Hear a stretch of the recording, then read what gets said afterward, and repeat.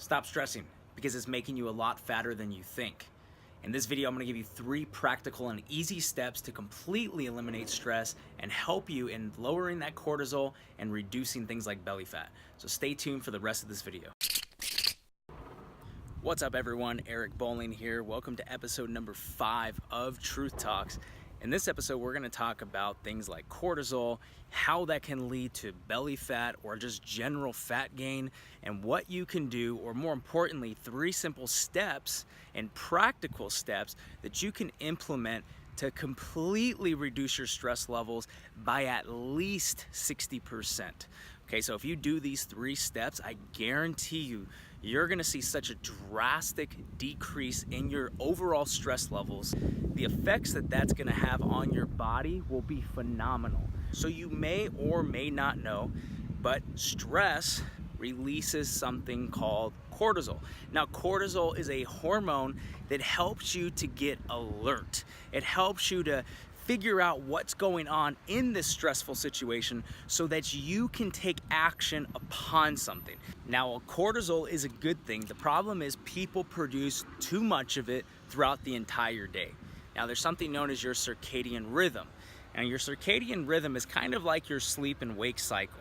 So as you begin to wake up during the day, your cortisol production should be at its highest, but it should start to dip down throughout the day and eventually get to its lowest point near around 6 to 7 p.m. depending on where you live. Sometimes it can go all the way until 10 p.m., which is when your body starts to produce more melatonin to help you fall asleep.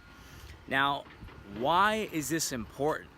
Well, for the most part, a lot of us work constantly. We work through the night when we should probably be relaxing. So many of us will be on our laptops, we'll get home from work and we'll turn the TV on, we'll put on our favorite movie or try to catch up on, Game of Thrones, whatever it may be for you. The thing is that people are chronically stressed today, and people aren't really understanding that stress is leading to mass amounts of fat gain. The thing that you have to understand is that the more cortisol you're producing, the more fat you're likely to store in your abdominal region.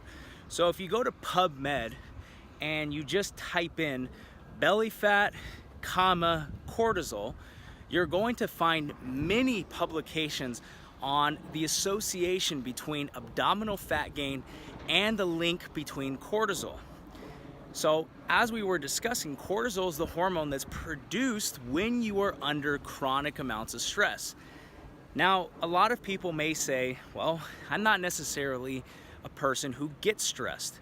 Well, there's 2 types of stress that I like to talk about. You have things like external stress. And external stress is something, let's say you get home from work and you're really hungry, so you cook up your dinner. Let's say you drop the plate, food goes everywhere.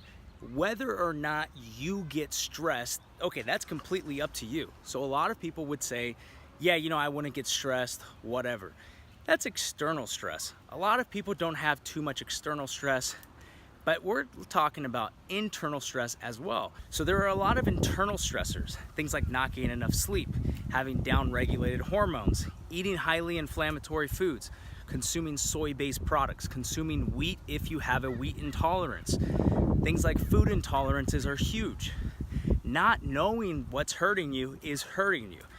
So while you do have things like external stressors, you also have things like internal stressors, which are not common knowledge for most people. So everyone, for the most part, is under mass amounts of stress. So what I find is that people who have mass amounts of abdominal fat, they're usually chronically stressed people. And once again, chronic stress can also mean internally you're stressed because of different reasons such as lack of sleep, etc.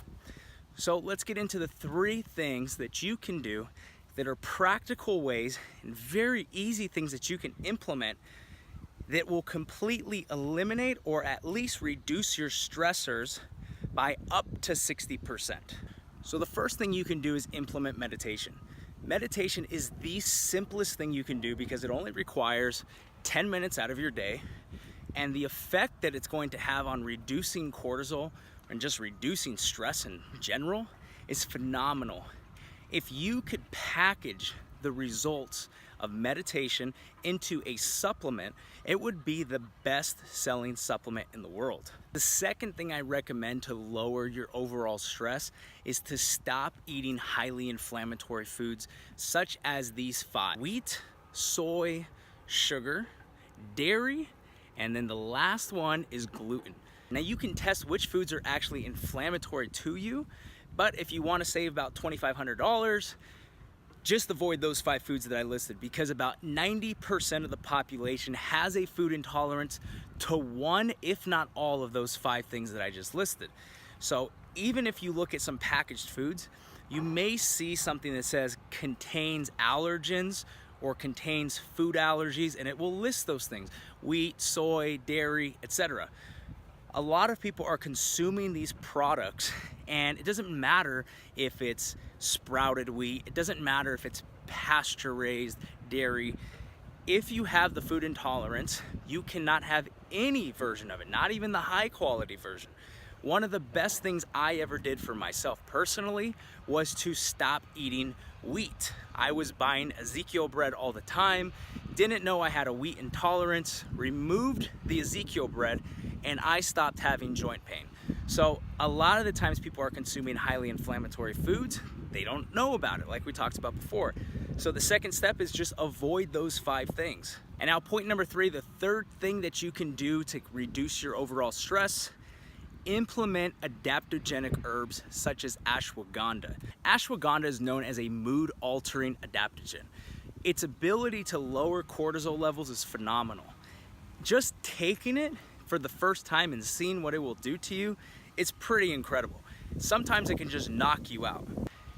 The other thing that you have to understand about ashwagandha is, for it to be a potent version of it, it does have to smell. Okay, so it probably is one of the stinkiest supplements out there besides valerian root. But if it doesn't smell, if it smells like nothing, it probably isn't real ashwagandha. So when you do buy the supplement, you have to make sure it does stink. Now, what is the dosage for it? I like to use 2.4 grams right at around 7 p.m. If you take that at around 7 p.m., you will start to feel so calm, you're not going to want to work. You're going to go to bed, and any problems that you actually have in terms of falling asleep will be eliminated. So I have known many people who've had insomnia completely get rid of their insomnia just by taking something like ashwagandha. Now, if you implement those 3 steps, I guarantee your cortisol levels and your overall stress will be eliminated. All right, so that's it for this video. Look, implement those 3 steps that I listed. Download the Headspace app, which is the app I use to get my meditation in. It's free. I'll have it in the description box below. But download that app so you can get your meditation in. Number 2, avoid those 5 foods that I've listed. Once again, all those foods that I listed are in the description box if you missed them. And then the third thing, try to find an ashwagandha supplement or some type of adaptogenic herb that is known to have a cortisol reducing effect or a mood altering effect. If you implement those 3 things, I guarantee you your stress levels are going to be down, and the effect that's going to have on reducing your overall body fat is going to improve a lot. And until then, I will see you next time.